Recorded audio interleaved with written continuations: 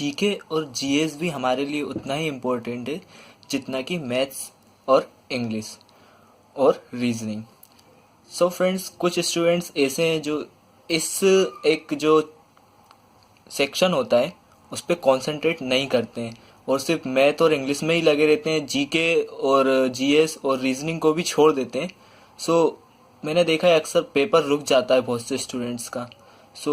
यहाँ पे भी हमें इन्हें डिटेल में पढ़ना होता है। एक्चुअली में एग्जामिनर तो कहीं से भी पेपर दे देगा, हमें तो पूरा पढ़ना है। हम तो पूरा पढ़ रहे हैं। नमस्कार दोस्तों, मेरा नाम है हिमांशु तिवारी और जैसा कि हमने अपने लास्ट ट्यूटोरियल्स में जो कि एक सिविल डिसोबीडियंस मूवमेंट पे बनाया था और एक और हमने एक्ट पे बनाया था, आज हम उसके आगे का पढ़ेंगे। और आज का जो हमारा टॉपिक है क्विट इंडिया मूवमेंट, जिसे हम बोलते हैं भारत छोड़ो आंदोलन, ये बहुत ही ज़्यादा इम्पोर्टेंट है हमारे एग्ज़ाम के लिए। जो भी ये ट्यूटोरियल पहली बार देख रहे हैं, मेरी उनसे एक हम्बल रिक्वेस्ट है कि प्लीज़ आप वो जो 2 ट्यूटोरियल हैं वो देख लें, तभी जाके आप लिंक कर पाएंगे। और हिस्ट्री में और खासकर जीके जीएस में लिंक करना बहुत ही ज़रूरी है, नहीं तो आप फिर किताब से भी पढ़ लेंगे, लूसेंट से ही पढ़ लेंगे। प्लीज़ आप उन्हें देख लीजिए। और जो भी पहली बार देख रहे हैं वो प्लीज़ हमारा चैनल सब्सक्राइब कर लीजिए और हमारे अदर वीडियोस भी देख लीजिए। फ्रेंड्स, स्टार्ट करते हैं भारत छोड़ो आंदोलन। भारत छोड़ो आंदोलन को भी हम कितने प्रकार, जैसे हमने सिविल डिसोबीडियंस मूवमेंट पढ़ा था एक ऐसे की तरह, ताकि अगर आपको कहीं डिस्क्रिप्टिव पेपर में लिखने को आ गया या भविष्य में कहीं ज़रूरत पड़ी तो आप आराम से इतने पेज भर दोगे कि 3-4 पेज तो आराम से किसी भी कॉपी में भर ही दोगे। ठीक है, इतना मुझे भरोसा हो जाएगा। और आप ये वीडियो फुल देख लेंगे तो आप इसमें मास्टर बन जाएंगे, आपको बुक की भी ज़रूरत नहीं पड़ेगी। ठीक है फ्रेंड्स, तो हम इसे पूरा डिटेल में पढ़ेंगे। सबसे पहले अगर हम बात करें भारत छोड़ो आंदोलन की, तो आपको पता ही होगा अभी तक भी भारत को आज़ादी नहीं मिली है। मतलब जो अभी हम हिस्ट्री पढ़ रहे हैं उसके ट्यूटोरियल्स में अभी तक भारत को आज़ादी नहीं मिली है। तो आज हम देखेंगे कि भारत अपनी आज़ादी के लिए क्या क्या करता है। सबसे पहले आपको पता होगा इस दौरान सेकेंड वर्ल्ड वॉर, द्वितीय विश्व युद्ध भी चल रहा था। उसको हम सेपरेटली अलग से डिसाइड करेंगे जब हम वर्ल्ड हिस्ट्री पढ़ेंगे और ये सब वर्ल्ड वॉर पढ़ेंगे, लेकिन उससे थोड़ा इधर का कनेक्शन है। सबसे पहले अगर मैं इशू की बात करूं, जो इसका मुद्दा था, अच्छा भारत छोड़ो आंदोलन कब हुआ था? 7 अगस्त 1942। ठीक है, आपसे अगर पूछे कब हुआ था तो आप ये लिखना है आपको, या ये याद रखना है। ठीक है, इशू यानी कि मुद्दा, जो हमारा फर्स्ट पॉइंट है। हम बेस ही पढ़ेंगे बिल्कुल एक एक चीज़ क्लियर करते हुए। जो इशू था 1940 भारत छोड़ो आंदोलन का, उसके बारे में हम डिस्कस करते हैं। 7 अगस्त 1942 में भारत छोड़ो आंदोलन की शुरुआत हुई। इसको एक चीज़ के नाम से और जाना जाता है जिसे हम बोलते हैं अगस्त क्रांति। ठीक है, अगर एग्ज़ाम में आ गया अगस्त क्रांति क्या है तो आप क्या बोलेंगे? भारत छोड़ो आंदोलन या क्विट इंडिया मूवमेंट। इसको हम आगे और डिस्कस करेंगे। सबसे पहले बात करते हैं कि भारत छोड़ो आंदोलन का जो मुद्दा था, इशू था, वो किस चीज़ पे बेस्ड था। सबसे बड़ा मुद्दा तो यही था कि अंग्रेज़ों के अब बुरे दिन आने वाले हैं, क्योंकि उन्होंने बहुत ज़्यादा अत्याचार किया था। और आपने अभी तक देखा था किस प्रकार से दांडी यात्रा भी उनकी वजह से करना पड़ी, अंग्रेज़ों की वजह से बापू को। और इन्होंने उस वक्त भी गांधी जी को सीरियस नहीं लिया था। तो यहाँ पे देखते हैं एक्चुअली सेकेंड वर्ल्ड वॉर में जो सबसे ज़्यादा जो उभरा था देश, वो था जापान। कुछ हद तक इसका कारण है, या यूँ कहे कि 50-50% है, क्योंकि जापानियों का जो उस वक्त सेकेंड वर्ल्ड वॉर में चल रहा था वो बहुत ही अच्छी स्थिति में चल रहा था जापान, और एक उभरती हुई शक्ति के रूप में दिखा था पूरे वर्ल्ड पे। और जापान ने चीन को भी हराया, पहले रूस को 1905 में हरा दिया। ठीक है, और लेकिन अब क्या हो रहा था, जापानियों ने इन सबको तो हराया था, लेकिन जब एशिया की बात करें तो एशिया में अंग्रेजों का भारत पे भी कब्जा, एशिया में अंग्रेजों का सिंगापुर पे कब्जा। अब दो ऐसी जगह और भी जगहों पे अगर देखा जाए तो मतलब जब एशिया के अंदर ही इतनी बड़ी ताकत मौजूद है जापान को, अभी हम सिर्फ जापानियों को समझ रहे हैं थोड़ा, जैसे हमने कांग्रेस का अधिवेशन समझा था सिविल डिसोबीडियंस मूवमेंट से। अभी चैप्टर हमारा बेसिकली शुरू नहीं हुआ ताकि आपको थोड़ा क्लियर हो जाए। सो जापानियों का क्या था कि अब हम क्या करें कि इंडिया के ऊपर आक्रमण करते हैं। कैसे? इंडिया के ऊपर अगर हम आक्रमण करें, क्योंकि यहाँ पे क्या अंग्रेज तो कमजोर पड़ रहे थे, अंग्रेजों की आधी सेना तो वहां लगी हुई थी। और जैसा कि हमने लास्ट हमारे उसमें पढ़ा था वीडियो में कि अंग्रेज क्या है भारत की सेना का उपयोग कर रहे थे, या यूं कहें कि दुरुपयोग कर रहे थे। कहाँ पे? सेकेंड वर्ल्ड वॉर में। सो ये चीज भी कहीं ना कहीं खटकी भारतीयों के लिए, और जापानी तो बिल्कुल तैयार खड़े थे। और नॉर्थ ईस्ट फ्रंटियर नेफा, कहाँ पे? नॉर्थ ईस्ट फ्रंटियर पे, नेफा बोलते हैं इसे यहाँ पे। इसमें बहुत सारी जगहें आती हैं, अरुणाचल प्रदेश और ये सब, वियतनाम, यहाँ पे इन्होंने अपनी सेना लाके खड़ी कर दी कि भैया अब तो तय कि हम आक्रमण करेंगे। तो सबसे पहला कारण तो यही था, किसका? जापानियों का आक्रमण। सबसे पहला कारण क्या था? जापानियों का आक्रमण। ठीक है। दूसरी चीज, द्वितीय विश्व युद्ध के दौरान जो मैंने बताया था आपको पहले ही मैं बता चुका हूं, इन्फ्लेशन यानी कि महंगाई। महंगाई भी एक बहुत बड़ा कारण था, जिसके कारण इस वाले जो क्विट इंडिया मूवमेंट में महिलाओं ने और भी ज्यादा बढ़ चढ़ के योगदान दिया। किसके मुकाबले? सिविल डिसोबीडियंस मूवमेंट के मुकाबले इसमें और ज्यादा शामिल हुई महिलाएं। क्योंकि महंगाई बढ़ेगा तो जाहिर सी बात है जो हमारा घरेलू जो राशन है या जो भी हमारा घरेलू सामान है उसके ऊपर बहुत ज्यादा फर्क पड़ता है। सो इन्फ्लेशन बढ़ने से बहुत ज्यादा महिलाओं ने भी आंदोलन में शामिल किया। और एक चीज और थी, मैंने आपको लास्ट ट्यूटोरियल में बताया था, जो कांग्रेस से बिना पूछे, जब कांग्रेस इतनी बड़ी पावर थी भारत के अंदर, कांग्रेस से बिना पूछे भारतीय सैनिकों को कहाँ भेजा जा रहा था? द्वितीय विश्व युद्ध में। ठीक है, भारतीय सैनिकों को कहाँ भेजा जा रहा था? विश्व युद्ध में।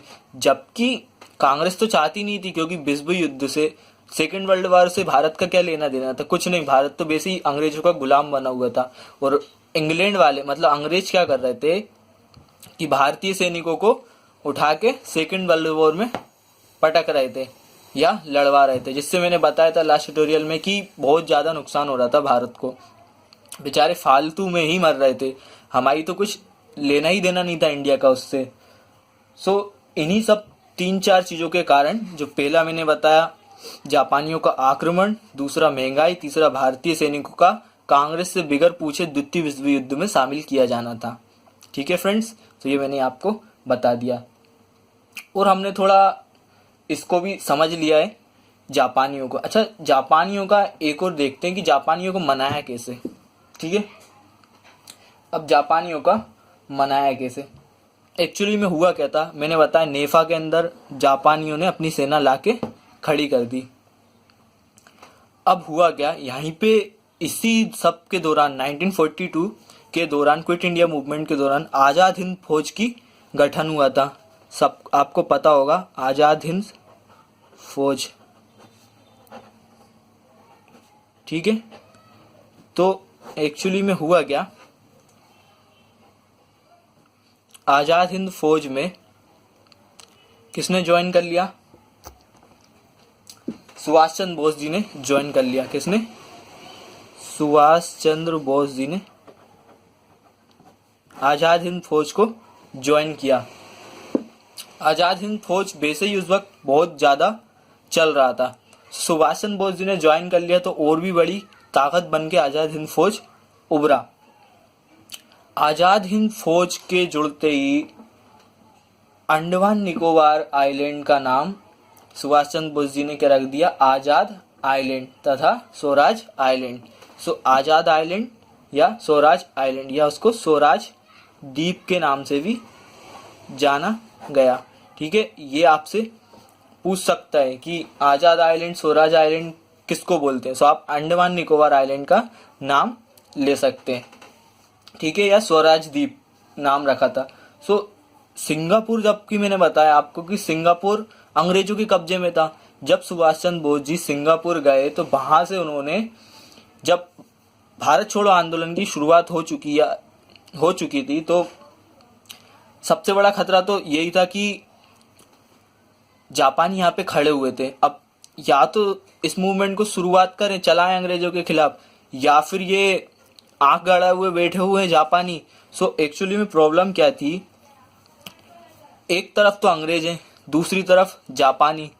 अब भारतीय बेचारे बीच में फंस गए, जाए तो जाएगा, क्योंकि देखो एक वो चीज आ जाएगी कि आसमान से गिरे खजूर में अटके। अगर अंग्रेजों ने छोड़ा तो जापानी नहीं छोड़ेंगे, वो फिर वही बात हो जाएगी कि अंग्रेजों का फिर से कब्जा हो जाएगा, जापानियों का कब्जा हो जाएगा। तो स्वराज तो हमें कहीं से मिलेगा ही नहीं, आज़ादी तो मिलने से रही। फ्रेंड्स, ये ट्यूटोरियल थोड़ा सा लंबा चलेगा, हम बहुत ज़्यादा ब्रीफ में पढ़ रहे हैं, तो आप थोड़ा सब्र रखें बस। सुभाष चंद्र बोस जी ने जब सिंगापुर में थे, तो सुभाष चंद्र बोस जी ने सिंगापुर से महात्मा गांधी जी को ये कहा था कि हम किसको देख लेंगे, जापानियों को, आप सिर्फ अपना क्या देखें, भारत छोड़ो आंदोलन देखें। और यहीं से सिंगापुर से ही, कहां से, सिंगापुर से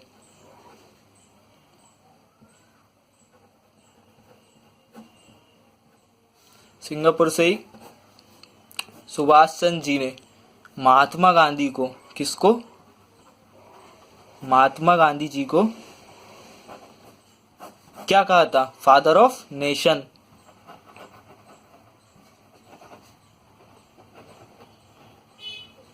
यानी कि राष्ट्रपिता।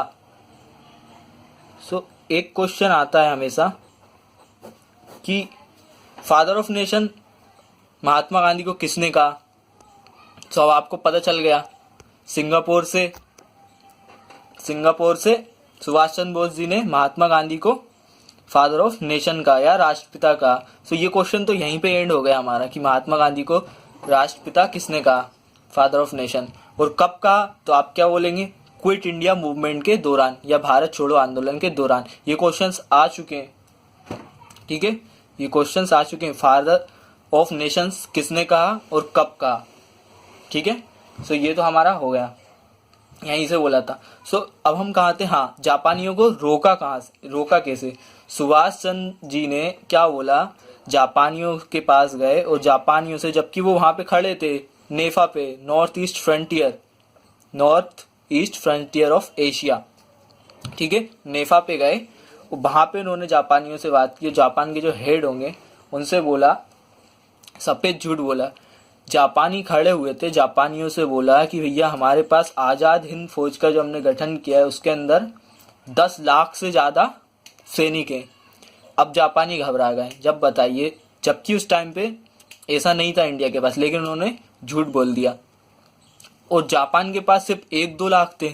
जब 1-2 लाख में सोचो, जापान पूरे विश्व में इतना हल्ला कर रहे थे, तो भारत के पास अगर 10 लाख सैनिक हैं, तो जापानियों ने सोचा कि ये क्या से क्या कर सकते हैं। तो जापानियों ने कहा, भैया जब आपके पास खुद इतने पावर है, 10 लाख से ज़्यादा लोग हैं, तो आप अपने देश को क्यों नहीं आज़ाद करा लेते। तो सुभाष चंद्र बोस जी ने बोला कि हम कुछ ज़्यादा बड़े चीज़ सोच रहे हैं, ठीक है, मतलब कि हम पूरे विश्व में शांति चाहते हैं, ठीक है। अब क्या हुआ कि जापानियों को लगा कि ये एक अच्छा तरीका है, अगर हम इंडिया हमारा साथ दे तो हम पूरे विश्व पे राज कर सकते हैं, हम जहाँ चाहे, जो इंग्लैंड है या जर्मनी है, जहाँ भी विश्व में चाहे अपना फैला सकते हैं अपना। क्योंकि जब 10 लाख सेना उनके साथ में आ गई, और सुभाष चंद्र बोस जी ने यह भी बोल दिया कि जब आपको चाहिए 10 लाख सेना आपके साथ में खड़ी होगी। क्या हुआ, जापानियों को लगा अगर हम भारत पर अटैक करेंगे तो ये सेना हमारे ऊपर रिवर्स अटैक कर देगी, हमें बहुत हानि होगी या हमें बहुत क्षति होगी। तो उन्होंने क्या किया, अपनी नेफा से सेना वापस बुला ली। ये सेना खड़ी हुई थी पूरी की पूरी वापस चली गई और ये युद्ध यहीं पे टल गया और सुभाष चंद्र बोस जी की स्कीम काम में रही। ठीक है फ्रेंड्स, तो ये हमने बहुत ज़्यादा डीपली पढ़ लिया, जापानियों को भी समझ लिया और इसका इशू भी समझ लिया। ठीक है, यहाँ से 5 क्वेश्चंस बनेंगे, 5 से ज़्यादा। मैं आपको बता दूं क्वेश्चंस किस प्रकार से आएंगे। भारत छोड़ो आंदोलन की शुरुआत कब हुई? 7 अगस्त 1942। एक चीज़ बता दूं, यहाँ पे कहीं कहीं पे 8 अगस्त 1942 दिया है, किसी बुक में 9 अगस्त दिया है, तो ये कंफर्म शायद नहीं है, लेकिन 7 अगस्त ही अगर आप पढ़ें तो ठीक रहेगा। आप वहाँ पे भी देख लें। अगस्त क्रांति के नाम से इसे जाना जाता है। इसका सबसे बड़ा कारण था जापानियों का आक्रमण, महंगाई, भारतीय सैनिक। मैंने आपको ये भी समझा दिया जापानियों ने क्यों आक्रमण करने की कोशिश की थी। आज़ाद हिंद फौज सुभाष चंद्र बोस जी ने ज्वाइन की। स्वराज द्वीप, अंडमान निकोबार का द्वीप का नाम क्या रखा था? स्वराज द्वीप रखा था। एक नाम और था आज़ाद आइलैंड तथा स्वराज आइलैंड, वहीं से उठ के ये द्वीप आइलैंड को द्वीप बोलते हैं। ठीक है, तो ये स्वराज द्वीप, आज़ाद द्वीप और आज़ाद आइलैंड और स्वराज आइलैंड। ठीक है, और सिंगापुर से सुभाष चंद्र बोस जी ने फादर ऑफ नेशन कहा किसको? महात्मा गांधी को। किस दौरान का? भारत छोड़ो आंदोलन के दौरान। 10 से ज़्यादा क्वेश्चंस एक ही टॉपिक के अंदर हल हो गए। ठीक है, इशू तो हो गया। अब देखते हैं इंडिविजुअल। ठीक है, इसमें एक और था भारतीय सैनिकों का द्वितीय विश्व युद्ध के दौरान अंग्रेजों द्वारा पहुंचाना, जबकि कोई लेना ही देना नहीं था। हमने लास्ट ट्यूटोरियल्स में पढ़े हैं। प्लीज़ जो देख रहे हैं इस वीडियो को वो देख के आए तो उन्हें बहुत ही ज़्यादा क्लियर और पढ़ने में मज़ा आएगा। हिस्ट्री तो मज़े लेने वाली चीज़ है, मतलब कि ये हो चुका है, कुछ होने तो वाला नहीं है अब। इंडिविजुअल, ठीक है, व्यक्ति या व्यक्तिगत। अब जैसा हमने उस दौरान पढ़ा था, यहाँ पे भी कुछ व्यक्तियों का अहम योगदान था भारत छोड़ो आंदोलन में, जिसके सबसे बड़े मुखिया थे, जो कि हेड थे या जिन्होंने नेतृत्व किया था, महात्मा गांधी जी ने। ठीक है, महात्मा गांधी जी, ये तो आपको पता ही होगा। महात्मा गांधी जी मेन थे, क्योंकि जब सुभाष चंद्र बोस जी ने ही बोल दिया था कि महात्मा गांधी जी तो सिर्फ भारत छोड़ो आंदोलन संभालें, जापानियों को तो हम देख लेंगे, तो सबसे पहला नाम तो हो गया महात्मा गांधी जी, जिन्होंने इसका नेतृत्व किया। एक प्रकार से कहें तो कैप्टेंसी। ठीक है, दूसरी बात अगर कहें, जयप्रकाश नारायण। जयप्रकाश नारायण जी का नाम क्यों अहम है? ठीक है, सॉरी, जयप्रकाश नारायण। जयप्रकाश नारायण ने क्या की थी? आजाद दस्ते की, शायद ये मैंने आपको पहले भी बताया था, आजाद दस्ते की स्थापना की थी। ठीक है, जिसका जो मेन मोटिव था, जो उद्देश्य था, वो था जेलों पर धावा बोलकर क्रांतिकारियों को आजाद कराना था। ये क्या हुआ था, जब इलेक्शन हुआ था, मैंने आपको पहले बताया था, तो वहां पे ये दीवार कूद के फांद के भाग गए थे, और उसके बाद उन्होंने यहाँ पे इंडिया मूवमेंट में, क्विट इंडिया मूवमेंट में साथ दिया था। तो ये एक्चुअली में करते क्या थे, सिर्फ इनका काम इतना था, जो आज़ाद दस्ता इन्होंने बना के रखा था, वो जाता था जेलों पे धावा बोलता था, ये जेलों पे धावा बोला और यहाँ से कैदियों को छुड़ाना इनका कार्य था। ठीक है, सो सबसे पहले हो गए महात्मा गांधी जी, जयप्रकाश नारायण। जब तक ये ट्यूटोरियल खत्म होगा आपको पूरे नाम याद हो जाएंगे गारंटी के साथ में। ठीक है, धावा बोल के क्रांतिकारियों को आजाद करवाना था, सिंपल सा मोटिव था, ताकि ज्यादा से ज्यादा लोग इससे जुड़ सकें। तीसरा जो नाम था, इंदिरा गांधी जी। ठीक है, अब इंदिरा गांधी जी देखिए, इंदिरा गांधी जी उस वक्त लगभग 15-16 साल की उम्र की होंगी लगभग। ठीक है फ्रेंड्स, इन्होंने 15-16 साल की उम्र में ही इस मूवमेंट के अंतर्गत बानरी सेना, किसकी स्थापना की थी? बानरी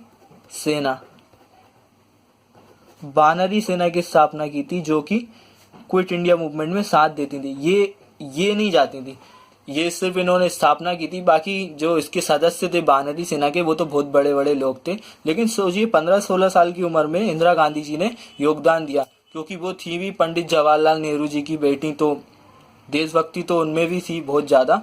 सो ये एक मतलब एक अपने आप में एक बहुत बड़ी चीज़ है कि 15-16 साल की उम्र में भारत के लिए इतना बड़ा योगदान देना बहुत बड़ी बात है।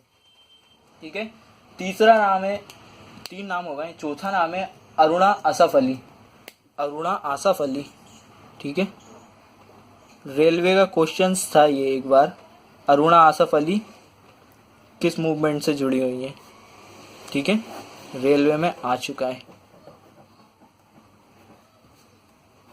रेलवे का क्वेश्चंस था अरुणा आसफ अली। अरुणा आसफ अली का नाम भी इसी में था, जिन्होंने क्या था, रेडियो से कार्यभार संभाला था। कहाँ से?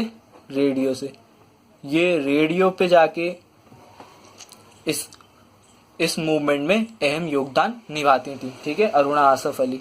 4 नाम याद हो चुके हैं अभी तक हमको। 5वां नाम अगर मैं दूं, जो उत्तर भारत से राम मनोहर लोहिया। कहाँ से? राम मनोहर लोहिया। राम मनोहर लोहिया। राम मनोहर लोहिया ने कहाँ से? उत्तर भारत से। ठीक है, उत्तर भारत से अपना योगदान दिया। इसके बाद जो नाम है वो भी बहुत इम्पोर्टेंट है। ठीक है, 5 नाम अभी तक हमारे पास हो चुके हैं। 6वां नाम जो हमारे पास आ रहा है अभी, चित्तू पांडे। चित्तू पांडे ने बलिया में समानांतर सरकार बनाई थी। ठीक है, चित्तू पांडे। अच्छा, चित्तू पांडे जी के बारे में थोड़ा ज़्यादा पढ़ लेते हैं, क्योंकि ये बहुत ज़्यादा क्वेश्चंस आते रहते हैं। चित्तू पांडे ने कहाँ से? बलिया से। बलिया से ने क्या किया था? समानांतर सरकार बनाई, पैरेलल गवर्नमेंट।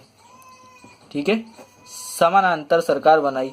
चित्तू पांडे जी ने बलिया से समानांतर सरकार बनाकर इसमें अपना अहम योगदान दिया। समानांतर सरकार बनाई। चित्तू पांडे क्यों जरूरी है? जैसा कि मैंने बोला, चित्तू पांडे जी मंगल पांडे के पोते हैं। ठीक है, ये पूछ लेता है, एग्जाम में पूछा भी गया है शायद, आई थिंक एसएससी या रेलवे में एक बार क्वेश्चन आया था कि मंगल पांडे जी के पोते कौन है। तो मंगल पांडे जी के पोते चित्तू पांडे, आपको याद रखना है। ठीक है, सो इन्होंने समानांतर सरकार बनाई। समानांतर सरकार होती क्या है? समानांतर सरकार ऐसी सरकार होती है जहाँ पे एक ही टाइम पे या एक ही समय पे 2 लोग शासन करें या 2 लोग राज्य करें समान रूप से, जैसा कि या तो अंग्रेज या जो भी इन्होंने सरकार बनाई उसके जो सदस्य होंगे या जो मेंबर होगा। सो पैरेलल गवर्नमेंट मतलब समानांतर सरकार। अच्छा, समानांतर सरकार बनाई थी जिसमें 17।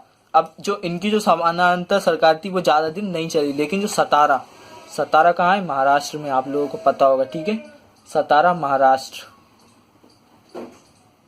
17 महाराष्ट्र की सरकार थी, वो सबसे ज़्यादा लंबे समय तक चली। ठीक है, सबसे लंबे समय तक चली, ये मैंने इसलिए लिख दिया है।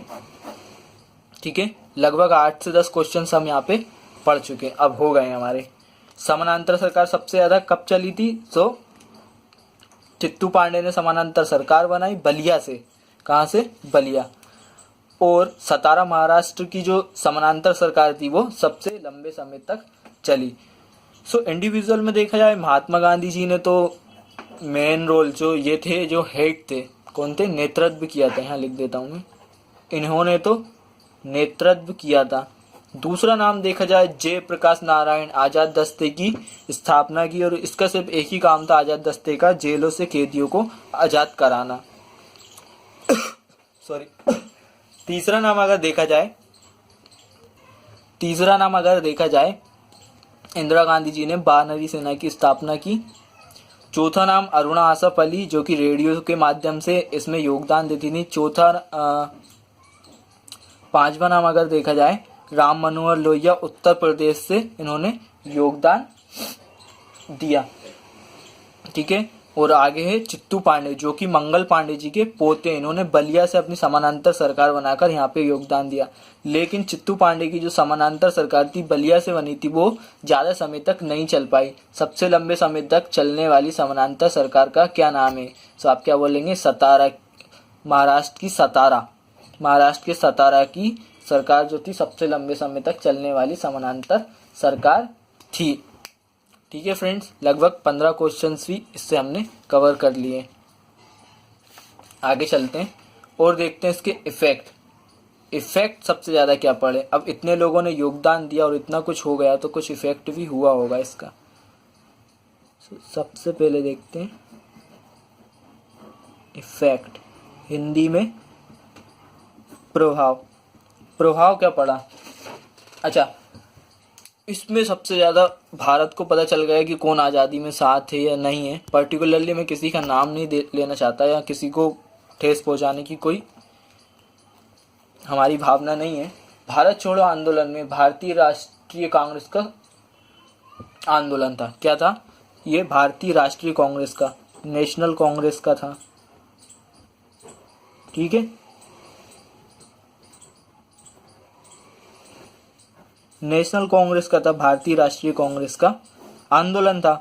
अब इसमें क्या हुआ, ना तो आरएसएस ने साथ दिया, ठीक है, ना आरएसएस ने साथ दिया जिसे हम बोलते हैं राष्ट्रीय स्वयंसेवक संघ, ना ही विश्व हिंदू परिषद ने साथ दिया, और मुस्लिम लीग भी इससे चली गई। मतलब तीनों, आरएसएस,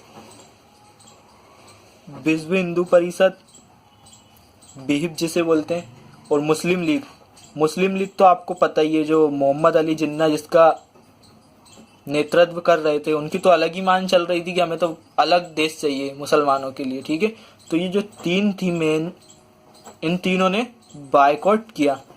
ठीक है, साथ ही नहीं मिला इनका। अब ये बहुत बड़ी चीज थी, यहाँ पे देखने को मिल गया कि कौन कौन ये सिर्फ अपने अलग मुद्दों पे चल रहे थे, इन लोगों ने यहाँ पे साथ नहीं दिया, जबकि इससे इतने बड़े बड़े लोग जुड़े हुए थे। खुद महात्मा गांधी जी इसका नेतृत्व कर रहे थे, पूरी नेशनल कांग्रेस साथ में थी। सो ये तो बहुत ज़्यादा ही मतलब झकझोरने वाली चीज़ थी कि इतनी बड़ी, जो आरएसएस के पास भी कम लोग नहीं थे, बीएफ के पास, और मुस्लिम लीग तो इतना बड़ा संगठन चला रही थी मुसलमानों के साथ में, इन्होंने भी इनका साथ नहीं दिया। तो प्रभाव यही पड़ा कि इन लोगों ने इनका साथ नहीं दिया। ठीक है, और जो मैंने आपको बताया, इस मूवमेंट को अगस्त क्रांति यानी कि अगस्त रिवॉल्यूशन के नाम से भी जाना जाता है। ठीक है, और ये भारत की धरती का अब तक का सबसे बड़ा आंदोलन था। ठीक है, सबसे बड़ा आंदोलन था। अगर आपसे पूछे कि 1942 तक का सबसे बड़ा आंदोलन कौन सा है, तो आप क्या बोलेंगे? Quit India movement. उससे पहले कौन सा था जो हमने पढ़ा था? सविनय अवज्ञा आंदोलन या सिविल डिसोबीडियंस मूवमेंट। ठीक है, तो ये बढ़ते जा रहा है, ध्यान रखिएगा। मतलब सिविल डिसोबीडियंस इतना बड़ा मूवमेंट था, ये उससे भी बड़ा मूवमेंट, तो आप अंदाजा लगा सकते हैं कितने लोग जुड़े होंगे। ठीक है, और यहाँ पे हम देखेंगे कि अंग्रेजों ने क्या क्रूरता की थी भारतीयों पे। ठीक है, खून खोल जाएगा, इतनी बड़ी, सोचो जब वो लोग थे वहां पे, उन्होंने क्या क्या कष्ट भोगे होंगे। ठीक है, सबसे बड़ा आंदोलन था। समानांतर सरकार भी इस आंदोलन की बड़ी विशेषता थी। ठीक है, पैरेलल जो गवर्नमेंट बनी थी वो इसी दौरान से, मतलब इसके सबसे ज़्यादा इफेक्ट इसी पे पड़ा था। अरुणा आसफ अली ने महिलाओं का, जैसे कि मैंने बताया, अरुणा आसफ अली ने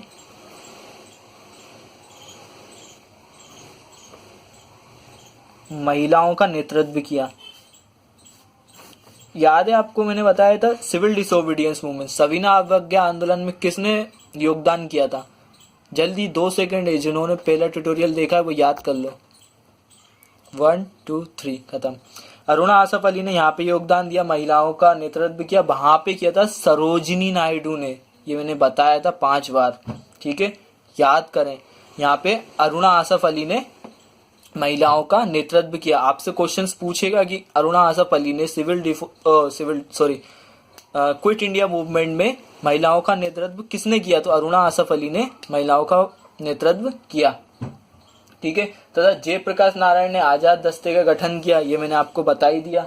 जयप्रकाश नारायण ने किया था ना आजाद, हाँ, जयप्रकाश नारायण ने आजाद दस्ते का गठन किया, जिसका कार्य था कैदियों को जेल से आजाद कराना। इस आंदोलन में अंग्रेजों ने, सॉरी फ्रेंड, इसलिए साइलेंट हो गया, ये बहुत ज़्यादा गंभीर मसला था।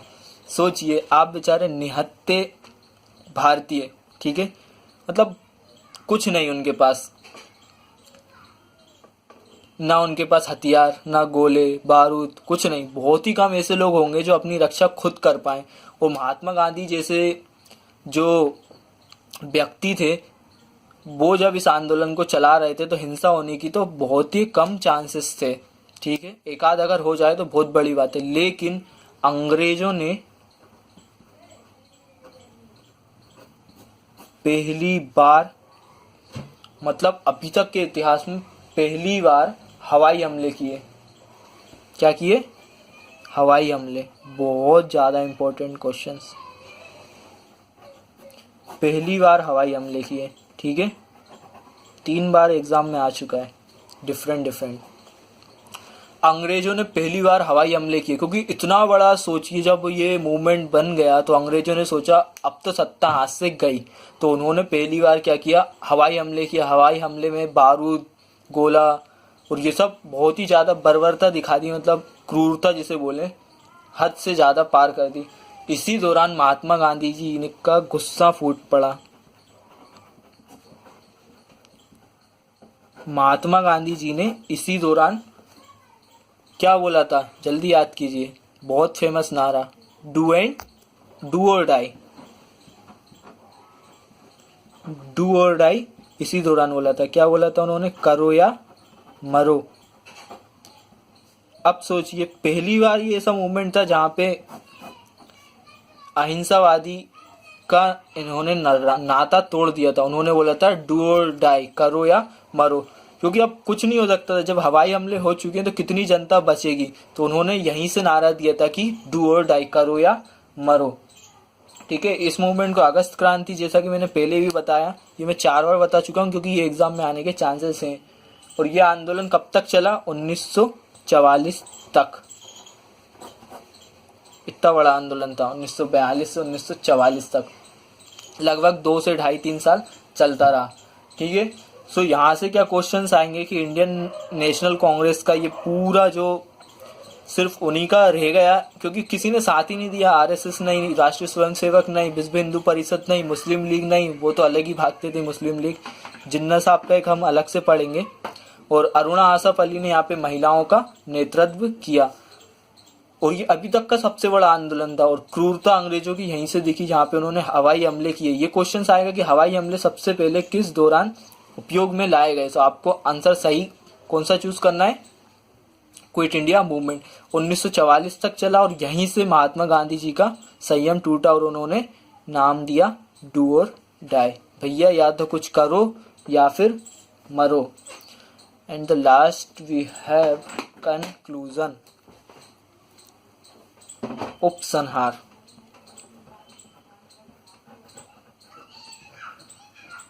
अब आप समझ गए होंगे क्यों ये इतना जरूरी था। फ्रेंड्स, इतने सारे चीज़ों को अच्छे से समझाने के लिए बहुत रिसर्च कहें या जो भी कहें, आपको तैयारी करनी पड़ती है। रिसर्च तो नहीं कहूँगा, और भी हमारे पास टॉपिक हैं, सो उन्हें भी साथ में लेके, लेकिन हिस्ट्री और इन सब में ज़्यादा मेहनत करनी पड़ती है क्योंकि ये बड़ी मुश्किल से तैयार होते हैं। सो अब क्या हुआ, इस आंदोलन के बाद अंग्रेजों को लगने लगा कि भैया हम ज़्यादा दिन तक राज नहीं कर पाएंगे।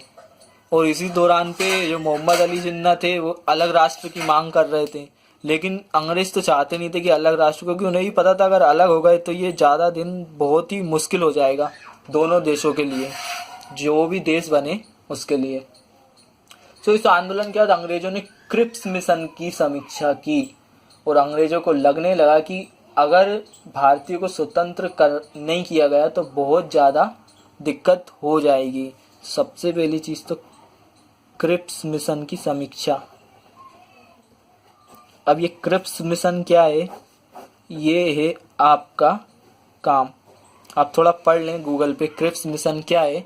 ये सस्पेंस है, ये हम पढ़ेंगे अगले ट्यूटोरियल में, ठीक है। इतना तो बनता है, ठीक है। क्रिप्स मिशन की समीक्षा की तथा अब अंग्रेज ये समझ गए कि भारतीयों को स्वतंत्र तो करना ही पड़ेगा, अगर नहीं किया तो यहाँ से इनको और ज़्यादा भुगतना पड़ेगा, जिसके लिए 1945 में बेवेल योजना भी लाई गई, ठीक है। 1945 में बेवेल योजना लाई गई। ये भी हम नेक्स्ट जो हमारा ट्यूटोरियल होएगा उसमें पढ़ेंगे। वैसे ही ये वाला ट्यूटोरियल लगभग 30 मिनट से ज़्यादा का हो चुका है।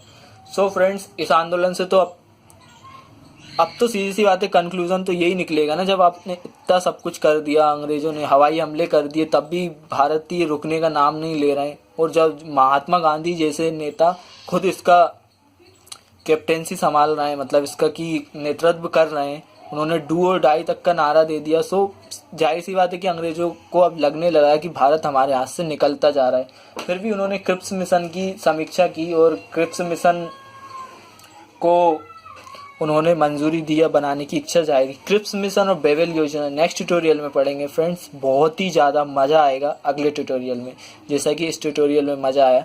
अगर आपको ये वीडियो अच्छा लगा हो तो प्लीज़ एक रिक्वेस्ट है कि अपने फ्रेंड्स के साथ में शेयर कीजिए, हमारे चैनल को सब्सक्राइब कीजिए, लाइक कीजिए और आप हमें कमेंट करके बताइए कि आपको ये ट्यूटोरियल कैसा लगा। Thanks for watching.